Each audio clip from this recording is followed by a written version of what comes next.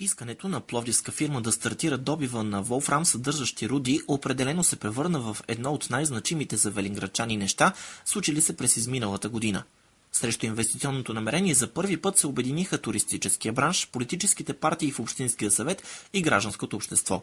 В продължение на месеци темата бе най-обсъжданата в публичното пространство, като Телекабел ТВ бе медията, в чийто ефир бе първият обществен сблъсък на позициите на желаящите да инвестират в минната промишленост в Велинградско и туристическия бранш в СПА столицата и екологичните организации.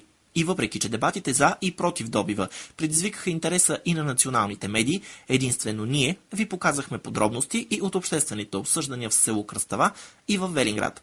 Широкият интерес към темата ни мотивира да ви попитаме и ние на страницата на Телекабел ТВ в интернет за или против добива на волфрам в Велинградско сте. Според резултатите, близо 80% от гласувалите отговарят отрицателно.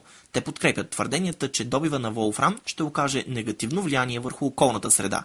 Едва 17,57% подкрепят инвестиционното намерение с мотива, че това ще подпомогне местната икономика, а малко над 3% нямат мнение по темата.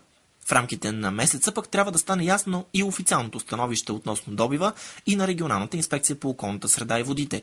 Експертите от РИОСВ са тези, от които зависи дали фирмата ще започне да добива волфрам или не. Паралелно с всичко това, в СПА столицата вече има сформиран и инициативен комитет, според членовете на който велинградчани са готови на протести и дори затварянето на пътища, ако инвестиционното намерение бъде разрешено. За новините на Телекабел ТВ от Велинград, Ангел Озунов.